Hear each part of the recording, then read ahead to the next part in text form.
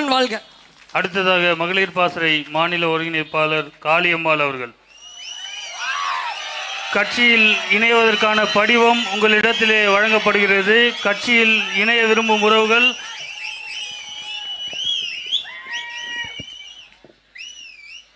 அண்ணன் உள்ளிட்ட அனைவருக்கும் அன்பு வணக்கம். விக்கிரவாண்டியினுடைய இடைத்தேர்தல்,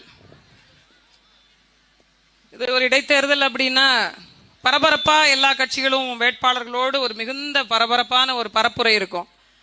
அதன்மை நானும் பார்க்குறேன், ஒரு சத்தத்தையும் காணும். எந்த வீதிகள்லையும் பிரச்சார வாகனங்களோ அல்லது வேட்பாளர்களுடைய பயணமோ நாம் தமிழர் கட்சியை தவிர வேற எந்த கட்சியும் பெருசா பரப்புரை பண்ணலை. நான் இப்போ நாங்கள் வண்டியில் வாகன பரப்புரையில் வரும்போது ஒரு ஆஃபீஸர், ஒரு அக்கவுண்ட்ஸ் ஆஃபீஸர், ஒரு ஆடிட்டர் ஐயா கூட நான் சொல்லி சிரிச்சிட்டு வந்தேன். கலெக்டர் உத்தியோகம் கூட இப்போ இவ்வளோ சின்சியராக பார்த்ததில்ல. ஒரு 5-6 பேப்பர், அதில் பரிச்சட்டையை கையில் வச்சுக்கிட்டு அதில் 5-6 பேப்பர் வச்சுட்டு குறிப்பெடுக்கிறாங்க. என்ன உங்கள் வீட்டில் எத்தனை, 7 4 இது நம்ம ஓட்டு, இது அவங்க ஓட்டு, அப்படி confirmation. Detailed working. Project report கொடுக்கணுமாங்க, சப்மிட் பண்ணணும். டீட்டெயில்டு ஒர்க்கிங் பண்ணுறாங்களாம். வீதிக்கு வீதி. அறிவு சிறந்தவர்களே, என் கட்சி என்று வாக்கு செலுத்திய அவங்க சொல்ற மாதிரி வாக்காள பெருங்குடி மக்களே, என்றைக்காவது ஒரு நாள் உங்கள் வீட்டு சாலை சரியில்லை என்று இவர்கள் கணக்கெடுத்ததுண்டா? உங்கள் வீட்டு வீதிகளில் மின்சார விளக்கு எரியவில்லை என்று இவர்கள் கணக்கெடுத்ததுண்டா? உங்கள் வீட்டு பெண்களுடைய பாதுகாப்புக்காக இவர்கள் வந்து கணக்கெடுத்ததுண்டா?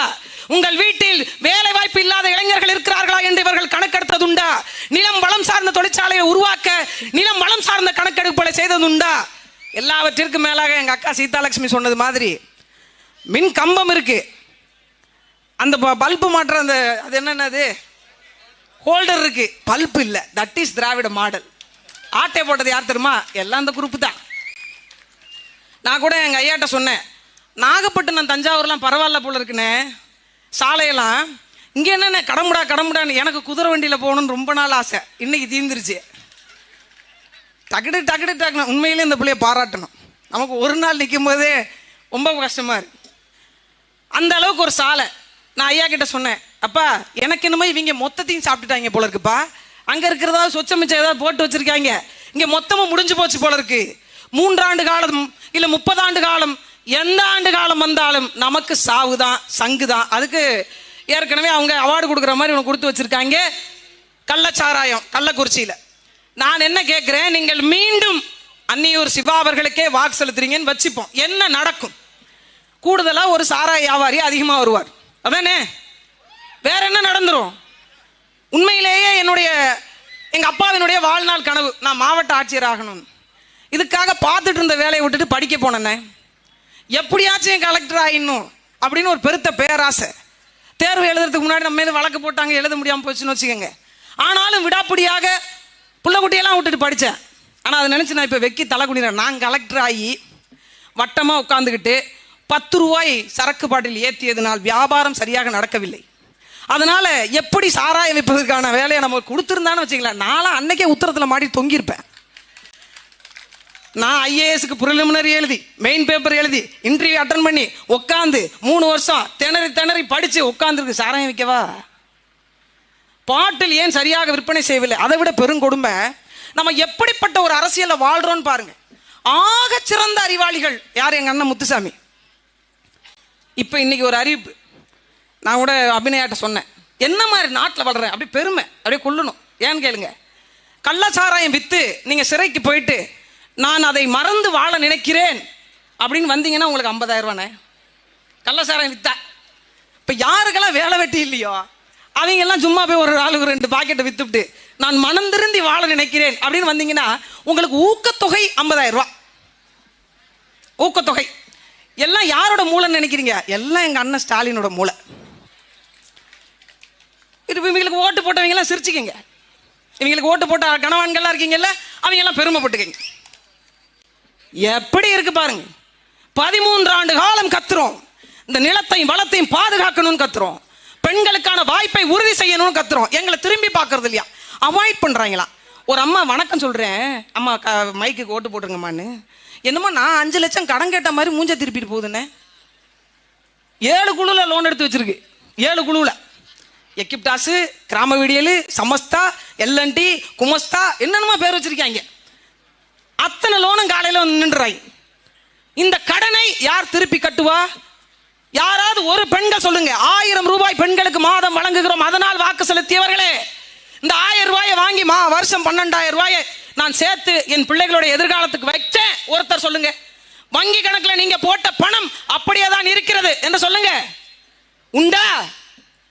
மாசம் 12,000 ரூபாயை கொடுத்துட்டு இந்த பிரபுதேவ பாட்டில் ஓம் பணம் பணம் ஏன் பணம் பணம் ஏன் பணம் ஓம் பணம் அவர் பாக்கெட்ல இருந்து எடுத்து வச்சுட்டு போயிடுவார்.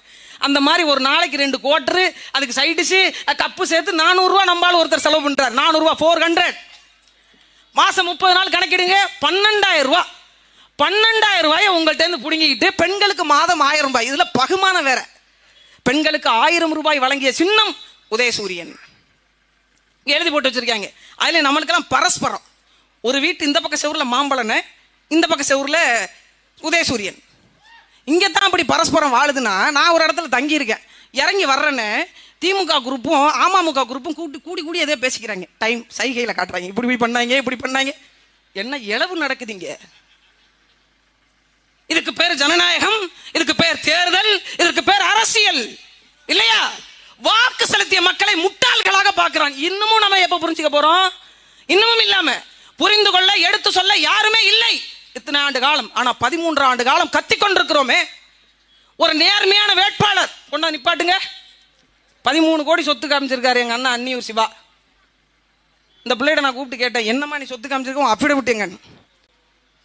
சொத்தே இல்லைங்க, வெறும் கடனை காட்டி வச்சிருக்கு. என்னம்மா எந்த சொத்துமே இல்லையான்னு கேட்குறேன். நான் கழுத்தில் போட்டிருக்கேன் பாருங்க, அந்த சங்கிலியை தவிர என்ற வேறு ஒன்றும் கிடையாது. ஆனால் நிலம் மட்டுமே எழுதிக்கிட்டே இருக்கேன். 2000 ஸ்கொயர் ஃபீட், 1500 ஸ்கொயர் ஃபீட், எல்லாம் 1.25 கோடி, 1.25 கோடி. கடைசி வரைக்கும் நீங்க தெரு கோடி. கடைசி வரைக்கும் என்ன மாதிரியான நிலைப்பாடு? ஒருத்தர் சிந்திக்கலையே, ஒருத்தர் சிந்திக்கலையே. நம்ம இந்த சாலையில் தானே நடந்து போறோம். இத்தனை ஆண்டு கால ஆட்சி அதிகாரத்தை கொடுத்திருக்கோமே. இந்த சாக்கடை சாலையிலே ஓடுது. இதை சரி பண்ண முடியலையே. இதை யார் வந்து சரி செய்வா? அவர்களுக்கான வாக்கா? ஒருத்தர் இது வரைக்கும் பார்த்து, இவர் படித்தவரா, இவர் பண்புள்ளவரா, இவர் எனக்கான பிரச்சனை தெரியுமா, எனக்காக சட்டமன்றத்தில் போய் பேசுவாரா, அப்படி வாக்கு செலுத்தியது உண்டா? உங்கள் சாதிக்காரர் என்று நீங்கள் இத்தனை ஆண்டு காலம் வாக்கு செலுத்தினீங்கல்ல, உங்கள் சாதிக்காரர் உங்களுக்காக எதற்கு நின்றிருக்கிறார்? எதற்கு பேசி இருக்கிறார்? உங்கள் வீட்டு பிள்ளை நல்ல திறமசாலி, படிச்சிருக்கிறான், காசு கொடுக்காம ஒரு வேலை வாங்கிட்டு வாங்க பாப்போம், உங்கள் சாதிக்காரர் தானே. அப்ப இது என்ன மாதிரியான அரசியல்? கடன் உள்ளவர்கள் கடன் உள்ளவர்களாகவே, பணக்காரர்கள் பணக்காரர்களாகவே. விவசாயம் கேள்விக்குறியாகிவிட்டது. மக்களுடைய வாழ்வாதாரம் கேள்விக்குறியாகிவிட்டது. இளைஞர்களுக்கான, இளம் பெண்களுக்கான வேலை வாய்ப்பு இல்லாமல் போய்விட்டது. இங்க இருந்து பாண்டிச்சேரிக்கு போறோம் வேலை தேடி. ஏன் இந்த பகுதியில நிலம் வளம் சார்ந்த தொழிற்சாலைகளை அமைக்க முடியாதா? எனக்கு தெரிஞ்சு ஒரே இடத்தில் வேர்க்கடலை, கம்பு, கரும்பு, நெல் ரகம் எல்லாமே பயிரிடக்கூடிய பகுதியாக இந்த பகுதி முழுக்க இருக்கு. ஏன் இந்த இடத்துல ஒரு பெரிய விவசாய சந்தை இல்ல? ஏன் கிடங்குகள் இல்ல? ஏன் அரசு அதை விற்பனை செய்ய ஏதுவான தளத்தை உருவாக்கல? ஏன் இந்த விவசாய பெருங்குடி மக்களுக்கான வாழ்வியலை உறுதி செய்யல? ஆயிரக்கணக்கான லட்சக்கணக்கான இளைஞர்களுக்கான வேலை வாய்ப்பை கொடுக்கலாமே, அதெல்லாம் செய்யல. தெரு சாராய கடை திறந்து வச்சு அங்க குடிக்கிறவங்க கூட எங்களுக்கு தான் கையை காட்டுறாங்க. அங்க குடிக்கிறவங்க கூட, ஏன்னா அவங்களுக்கும் தெரியும்ல, அவங்களே இந்த வாழ்க்கையை தொலைச்சிட்டு நடுத்தூர்ல நிக்க போறாங்க, என் பிள்ளையாவது உருப்படணும்னு நினைப்பாங்கல்ல. அதனால அறிவிச்சிருந்தவர்களே, ஒரு முறை சிந்திங்க, ஒரே ஒரு முறை சிந்திங்க. நீங்கள் 5000 ரூபாய் வாங்கி கொண்டு செலுத்துகின்ற வாக்கு நமக்கான பாடகற்ற செலவுக்கு கூட ஆகாது. அப்படித்தான் ஆக்கி வச்சுட்டாங்க. கள்ளசாராயம் குடிச்சு செத்தவர்களுக்கு 10 லட்சம் ரூபாய் கொடுக்கின்ற இவர்கள், ஒரு விபத்துல செத்துட்டா, ஒரு விவசாயி செத்துட்டா, ஒரு கடல்ல போய் செத்துட்டா 2 லட்சம் கொடுக்க அவங்க எவ்வளவு யோசிக்கிறாங்க தெரியுமா? நாளை இந்த 2 ஆண்டு காலம் நீங்க எந்த அரசையும் தீர்மானிக்க போறதில்ல. திமுக ஆட்சி அமைக்க போதா, அண்ணா திமுக ஆட்சி அமைக்க போதான் தீர்மானிக்க போறது இல்ல.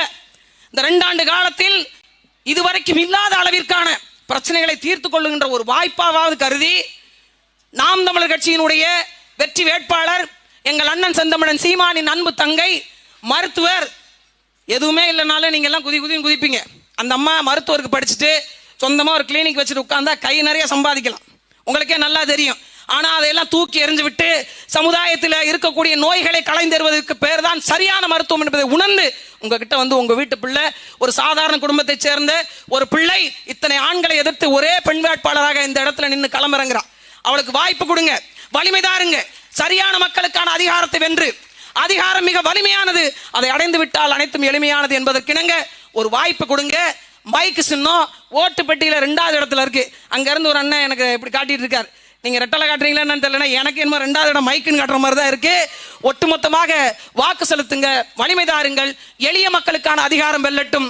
புரட்சி எப்போதும் வெல்லும். நாளை உங்களோட வாக்கு அதை சொல்லும். நன்றி, வணக்கம். நாம் தமிழர். அடுத்ததாக அண்ணன் சோழன் மு. களஞ்சியம் அவர்கள்.